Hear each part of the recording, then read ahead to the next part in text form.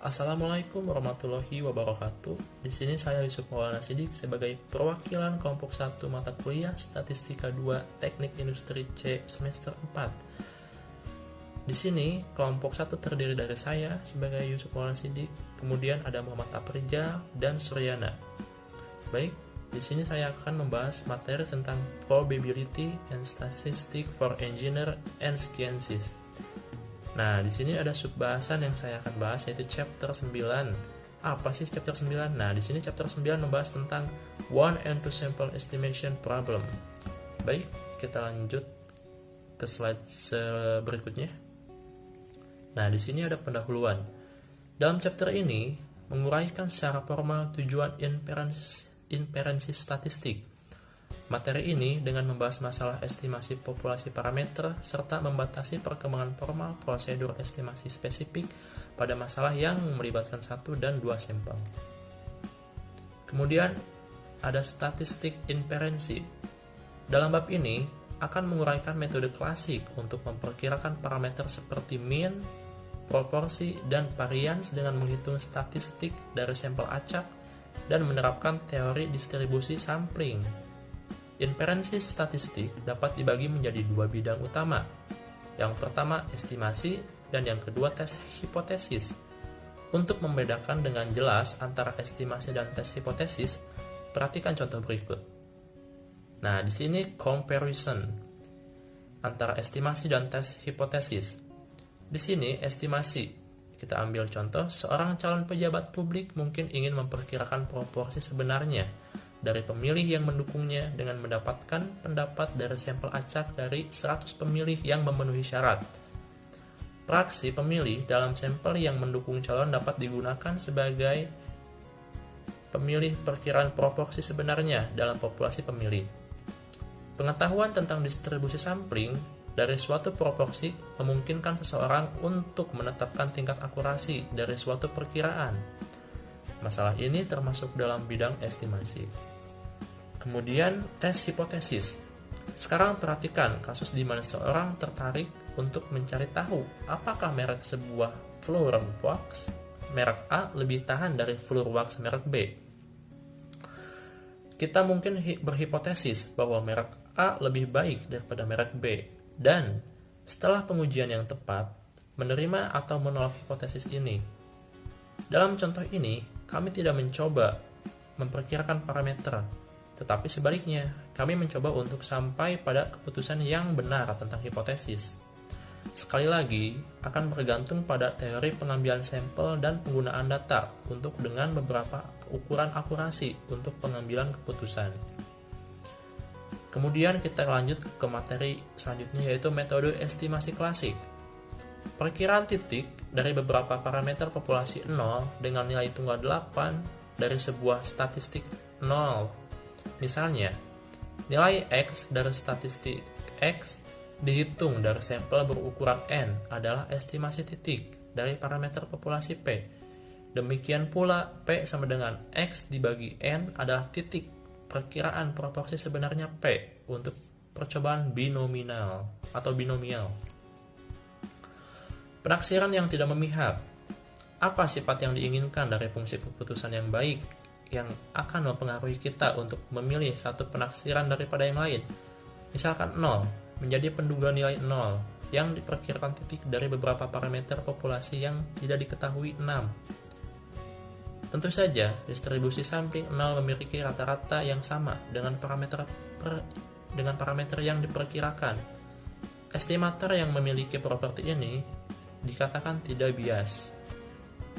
Meskipun S2 adalah penduga yang tidak bias dari A kuadrat, S cm di sisi lain adalah bias penduga A dengan bias menjadi tingkat signifikan untuk sampel besar. Contoh ini mengilustrasikan mengapa kita membagi dengan N-1 daripada N ketika varians diperkirakan. Nah, di sini ada variasi dari poin estimator. Jika θ1 dan θ2 arc1, dua penduga yang tidak bias dari parameter populasi yang sama 0, maka akan memilih penduga yang distribusi samplingnya memiliki varian yang lebih kecil. Jadi, Jika sigma kuadrat theta 1, sigma kuadrat theta 2, kita katakan bahwa theta 1 adalah penduga yang lebih efisien dari 0 daripada theta 2. Definisi 9.2. Jika WC mempertimbangkan semua penduga yang mungkin tidak bias dari beberapa parameter theta, maka 1 dengan varian terkecil disebut penduga paling efisien dari 8. Nah, pada gambar di samping, perhatikan sampling distribution of different estimator. Baik, kita ke materi selanjutnya. Gagasan perkiraan interval. Bahkan, penduga tak bias yang paling efisien sekalipun tidak mungkin memperkirakan populasi parameter sama persis. Memang bahwa akurasi meningkat dengan sampel yang besar, tetapi masih belum ada alasan mengapa kita harus mengharapkan estimasi poin dari sampel tertentu agar sama persis dengan parameter populasi tersebut. Di sini situasi di mana lebih disukai untuk menentukan interval di dalamnya akan menemukan nilai parameter. Interval seperti itu disebut perkiraan interval. Baik, kita ke materi selanjutnya yaitu estimasi interval. Perkiraan interval dari parameter populasi 6 adalah interval dari bentuk θ1 kurang dari 8 kurang dari θ u, di mana θ L dan θ U bergantung pada nilai statistik 0 untuk sampel tertentu dan pada distribusi sampling 0. Jadi, sampel acak SAT verbal score untuk siswa memasuki kelas mahasiswa baru mungkin menghasilkan interval dari 530 hingga 550, di mana kami berharap menemukan rata-rata sebenarnya dari semua skor verbal SAT untuk kelas pria. Nilai titik tengah 530 dan 550 akan bergantung pada rata-rata sampel yang dihitung X dan distribusi sampling dari X. Jadi, perkiraan interval menunjukkan dengan panjangnya keakuratan perkiraan titik. Sebuah insinyur akan mendapatkan beberapa wawasan tentang proporsi populasi yang rusak dengan mengambil sampel dan menghitung defektif proporsi sampel, tapi perkiraan interval mungkin lebih informatif. Karena sampel yang berbeda, umumnya akan menghasilkan yang berbeda nilai 0 bar dan oleh karena itu berbeda nilai θ L dan θ U. Titik-titik interval ini adalah nilai yang sesuai variabel acak θ L dan θ U dari distribusi sampling 0 bar. Kita akan menjadi mampu menentukan θ L dan θ U sehingga P dalam kurung θ L kurang dari 8 kurang dari θ U. Sama dengan apa saja nilai pecahan positif WC peduli untuk menentukan. Kemudian kita lanjut yaitu sampel tunggal atau memperkirakan mean. Distribusi sampling X berpusat di P dan di bagian besar aplikasi file varian lebih kecil daripada estimasi lainnya dari mu.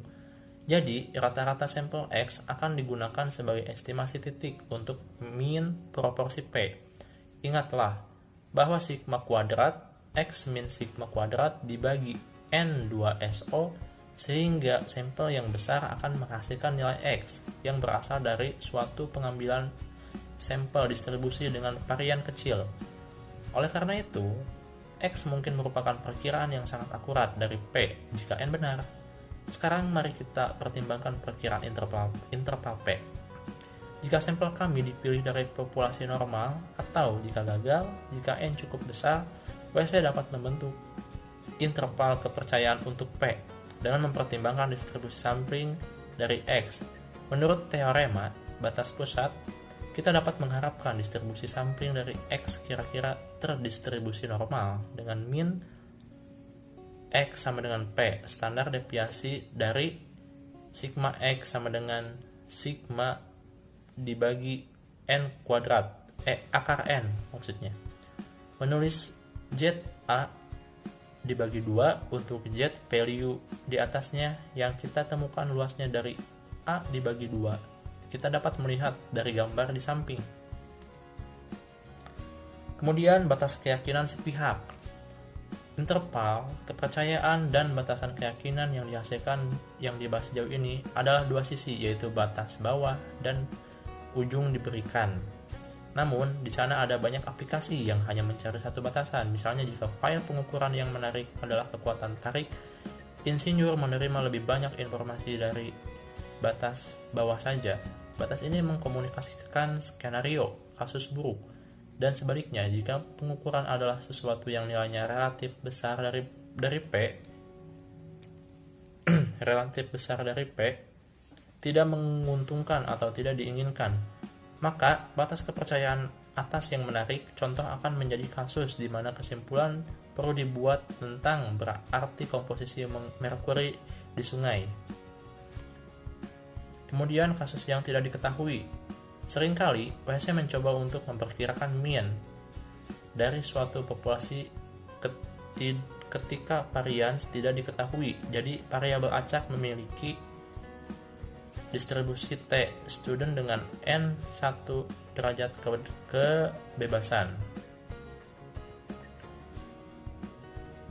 Berikut S adalah sampelnya deviasi standar. Dalam situasi ini, dengan yang tidak diketahui, T dapat digunakan untuk membangun interval kepercayaan padahal prosedurnya sama dengan yang diketahui dengan pengecualian bahwa A diganti dengan S dan distribusi normal standar diganti dengan min distribusi. Mengacu pada gambar di samping, kita dapat menegaskannya di mana TA dibagi 2 adalah nilai dengan N-1 derajat kebebasan. Di atasnya kita temukan luas A dibagi 2 karena kesimetrisan luas A dibagi 2 yang sama akan jatuh ke kiri min T. Nah, konsep interval keyakinan sampel besar. Seringkali ahli statistik merekomendasikan bahwa bahkan ketika normalitas tidak dapat diasumsikan atau tidak diketahui dan N lebih dari 30, S dapat menggantikan ER dan interval kepercayaan dapat digunakan. Ini sering disebut sebagai interval kepercayaan sampel besar. Justifikasi hanya terletak pada anggapan bahwa dengan sampel sebanyak 30 dan distribusi populasi tidak terlalu miring, S akan sangat dekat dengan A benar dan dengan demikian teorema batas pusat berlaku.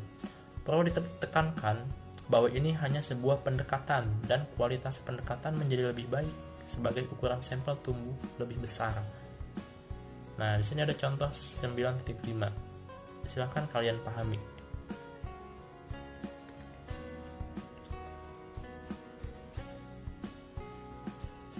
Kemudian, di sini ada kesalahan standar dari point estimate. Di sini kami telah membuat perbedaan yang cukup tajam antara tujuan estimasi poin dan diperkirakan interval kepercayaan. Yang pertama memasok satu nomor yang diambil dari sekumpulan data eksperimen dan terakhir memberikan interval yang diberikan eksperimen. Data yang masuk akal untuk parameter yaitu 100 atau 1 min A persen dari perhitungan tersebut. Interval menutupi parameter. Kedua, pendekatan estimasi ini terkait satu sama lain atau the amount trade adalah distribusi sampling dari penaksir titik.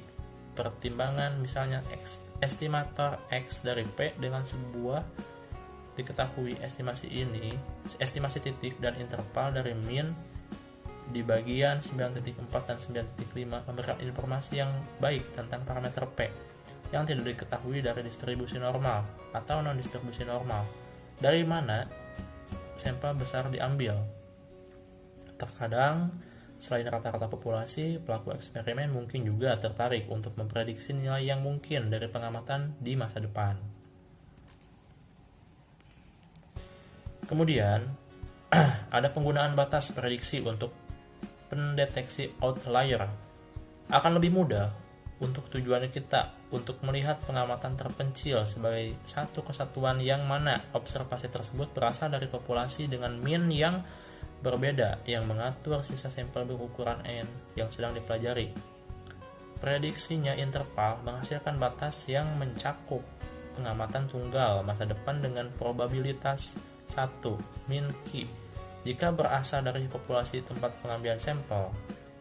Sebagai hasilnya, metodologi untuk deteksi pencilan melibatkan aturan bahwa observasi adalah outlier jika jatuh di luar yang interval prediksi dihitung tanpa dimasukkannya observasi yang dipertanyakan dalam sampel. Akibatnya, untuk interval prediksi dari contoh 9.7, jika paket baru diamati dan berisi persen kandungan lemak, di luar interval 93, 96, 98, 98.44 seperti pada halaman 283 dapat dipandang sebagai pencilan jika spesifikasi proses penting. Maka manajer proseslah yang penting prihatin tentang kinerja jangka panjang. Baik, kita ke batas toleransi. Perbedaan antara interval keyakinan, interval prediksi, dan interval toleransi. Penting untuk menegaskan kembali perbedaan di antara ketiga jenis interval dibahas dan diilustrasikan di bagian sebelumnya. Perhitungannya lurus maju, tetapi diinterpretasi bisa membingungkan dalam aplikasi kehidupan nyata. Interval ini tidak dapat dipertukarkan dengan interpretasinya, sangat berbeda. Dalam kasus interval kepercayaan yang dibahas, orang hanya memperhatikan rata-rata populasi. Misalnya dalam latihan 9.15 di halaman 286, ada proses engineering yang menghasilkan pin sharing. Baik, di sini ada dua sampel, yaitu memperkirakan perbedaannya antara dua mean atau dua means. Jika kita memiliki dua populasi dengan P dibagi dengan mu2 dan varian sigma kuadrat 1 dan R secara spektakular, penduga titik dari perbedaan antara P dan mu2 diberikan oleh statistik X1 dikurang X2. Oleh karena itu, untuk mendapatkan estimasi titik P per min mu2, kita harus memilih dua sampel acak independen. Satu dari setiap populasi dengan ukuran N1 dan N2 dan hitung selisih X1 min X2 dari rata-rata sampel. Jelas, kita harus mempertimbangkannya distribusi sampling dari X1 dikurang X2. Menurut teorema 8.3, kita dapat mengharapkan distribusi sampling X1 min X2 kira-kira terdistribusi normal dengan min sigma X1 min X2 sama dengan mu dikurang mu2 dan deviasi standar akar sigma kuadrat 1 dibagi N ditambah sigma kuadrat 1 dibagi N2. Oleh karena itu, kami dapat menegaskan dengan probabilitas 1 min N bahwa variabel normal standar. Atau kalian dapat melihat rumusnya di bawah ini. Kondisi eksperimental dan unit eksperimental. Untuk kasus estimasi, interval kepercayaan pada perbedaan antara kedua mean, kita perlu mempertimbangkan kondisi eksperimental. Dalam proses pengembalian data, ini diasumsikan bahwa kami memiliki dua sampel acak independen dari distribusi yang berarti P1 dan P2. Masing-masing penting bahwa kondisi eksperimental semua akhir ini ideal, yang dijelaskan dengan asumsi semirip mungkin. Cukup sering di pelaku eksperimental harus merencanakan strategi eksperimen yang sesuai. Kebanyakan unit di studi apapun jenis ini disebut eksperimental, yaitu bagian dari percobaan yang menghasilkan kesalahan eksperimental dan bertanggung jawab atas variasi populasi. Dan studi obat, unit eksperimental adalah pasien atau subjek dalam percobaan pertanian. Itu mungkin sebidang tanah. Penting bahwa antara unit-unit itu berdampak minimal pada hasilnya. Mantan perimeter akan memiliki tingkat jaminan bahwa unit eksperimental tidak akan biasa hasil jika kondisi mendefinisikan dua populasi yang secara acak ditugaskan untuk unit eksperimental. Nah, silakan perhatikan contoh 9.9. Kalian bisa mempelajarinya. Interpretasi interval keyakinan. Untuk kasus parameter tunggal, interval kepercayaan bahwa menghasilkan kesalahbatasan pada parameter. Nilai yang terkandung dalam interval harus dipandang sebagai nilai wajar yang diberikan. Data eksperimen dalam kasus perbedaan antara dua cara interpretasi dapat diperluas ke salah satu dari bandingan keduanya. Caranya misalkan jika kita memiliki keyakinan tinggi bahwa selisih P per P2 positif, kita pastikan akan menyimpulkan bahwa Px sama dengan P2 dengan sedikit resiko kesalahan. Misalkan dalam contoh 9.10, WC adalah 90%. Yakin bahwa interval dari 0,593 sampai 1,547 mengandung perbedaan. Rata-rata populasi untuk nilai indeks keanekaragaman spesies populasi pada 2 stasiun. Faktanya bahwa kedua batas kepercayaan itu positif menunjukkan bahwa rata-rata indeks untuk stasiun itu terletak di hilir dan pembuangan poin lebih besar daripada indeks stasiun yang terletak di hulu. Prosedur untuk membangun interval kepercayaan untuk PI dan P2 dengan CTJ sama dengan 0,2 sama dengan tidak ada A tidak diketahui. Membutuhkan asumsi bahwa populasi normal sedikit berbeda ataupun berpisah dari asumsi varian untuk normalitas dengan sama tidak serius diubah. Tingkat kepercayaan untuk interval kami prosedur disajikan di bab 10.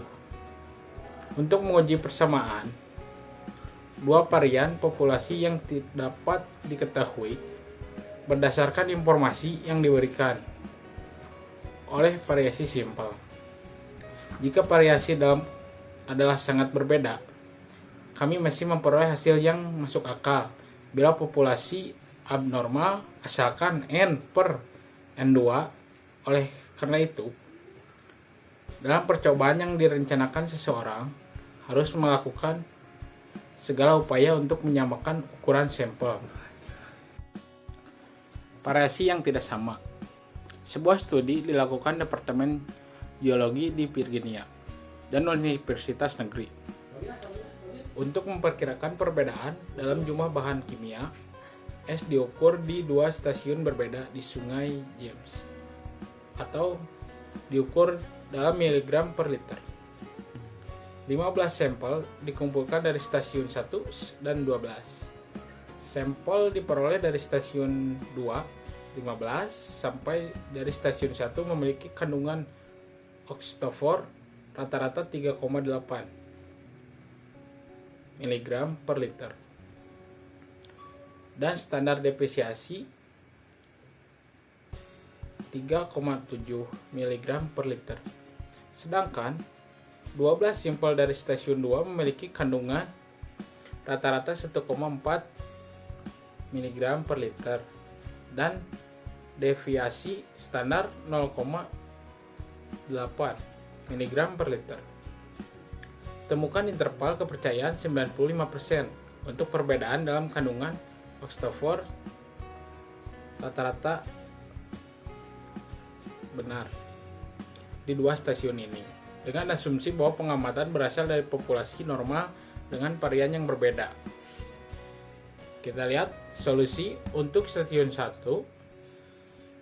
Kita punya X, I sama dengan 38,4, S sama dengan 3,07 dan NI 15. Untuk stasiun 2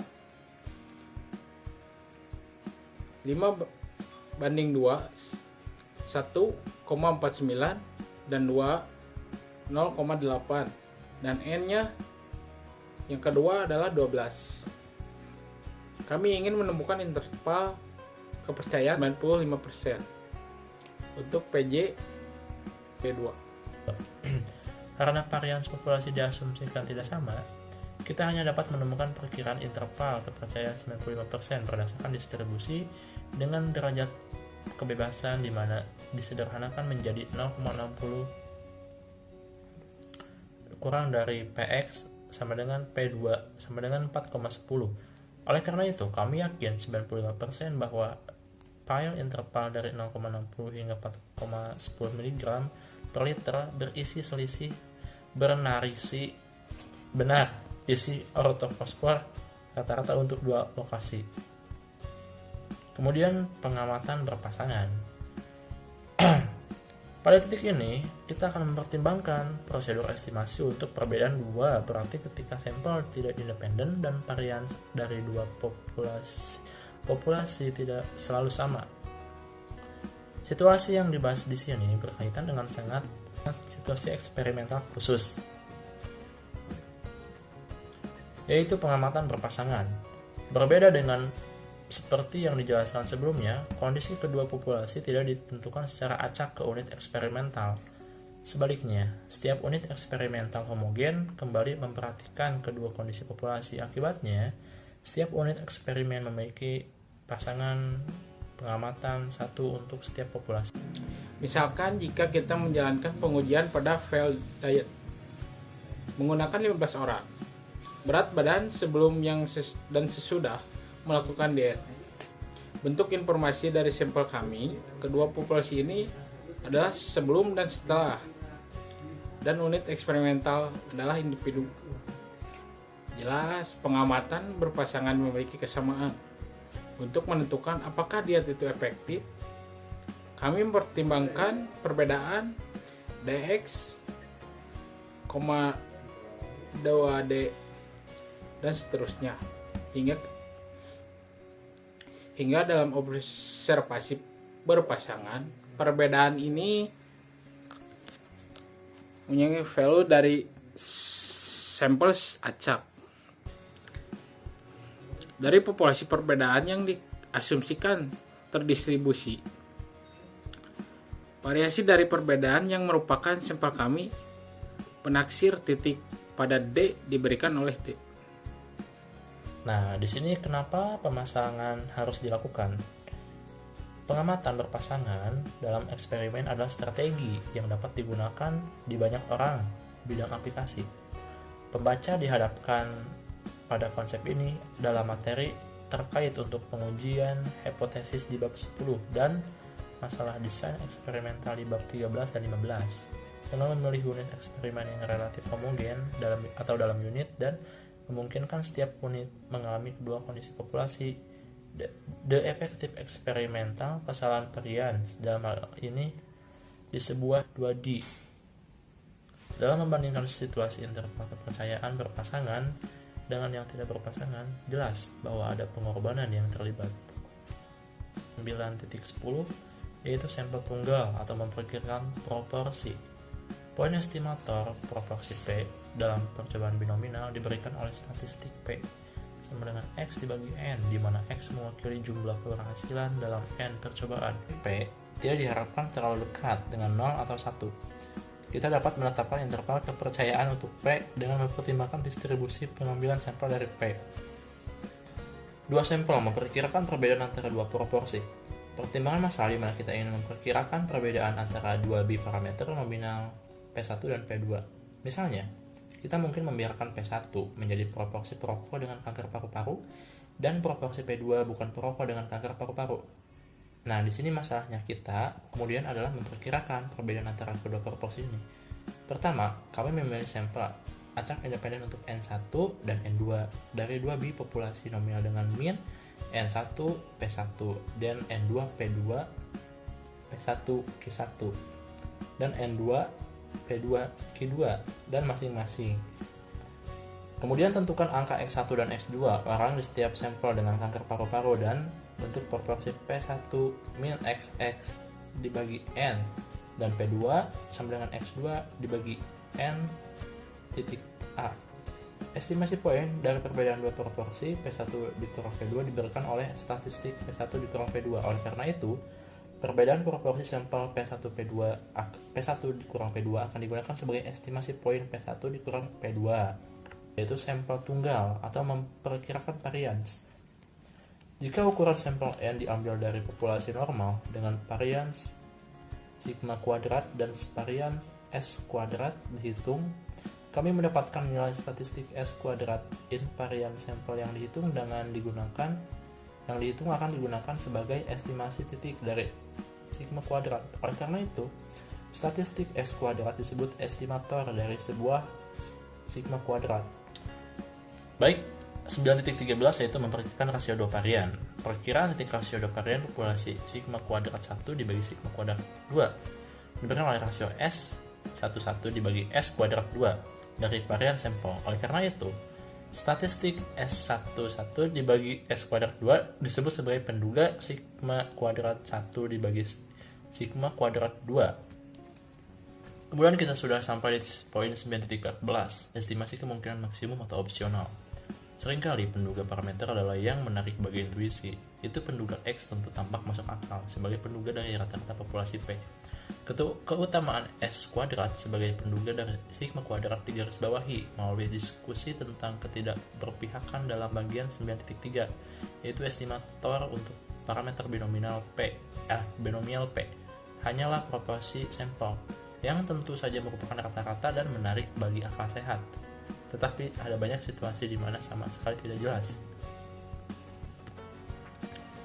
Hasilnya banyak yang bisa dipelajari oleh dalam statistik mengenai filosofi berbeda yang menghasilkan metode berbeda perkiraan. Pada bagian ini, kita membahas metode kemungkinan maksimum. Estimasi kemungkinan maksimum merupakan salah satu pendekatan yang paling penting untuk estimasi di semua inferensi statistik. Kemudian adalah potensi kesalahpahaman dan bahaya hubungan dengan materi di bab ini. Konsep keyakinan interval dalam jumlah besar pada suatu populasi seringkali membingungkan kepada siswa pemula. Hal ini berdasarkan pada resep yang bahkan ketika sebuah adalah tidak diketahui dan tidak yakin bahwa distribusi yang diambil dari sampel normal. Kemudian interval kepercayaan, padahal dalam praktiknya ini sering juga digunakan dalam sampel terlalu kecil. Asal mula interval besar, tentu saja teorema batas pusat atau cut di bawah yang normalitas tidak perlu. Di sini CTLT membutuhkan yang diketahui yang mana S hanya sebuah perkiraan. Jadi pertanyaan dibuat bahwa N harus setidaknya lebih besar 30 dan distribusi yang membesari mendekati simetris. Dalam hal ini interval adalah masih perkiraan. Kemudian ini adalah pengalaman kami bahwa salah satu penyalahgunaan statistik yang paling sering dipraktikkan berkembang adalah kebingungan tentang perbedaan antara interpretasi jenis interval statistik. Demikian sebagai dalam bab ini kita memiliki perbedaan antara 3 jenis interval yang dibahas.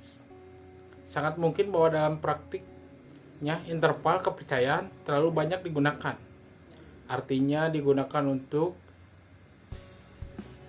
bila ada tidak tertarik, pada maksudnya sebaliknya. Ada yang pertanyaan di sini di mana pengamatan berikut akan jatuh. Yang lebih penting, di mana sebagian besar distribusi. Ini adalah pertanyaan yang tidak terjawab dan dengan hitungan interval rata-rata. Interval kepercayaan biasanya disalahgunakan sebagai sedemikian rupa hingga probabilitas parameter jatuh ke dalam interval ini. Sekian dari kelompok kami. Mohon maaf bila ada salah kata maupun penyampaian yang kurang dipahami. Assalamualaikum warahmatullahi wabarakatuh.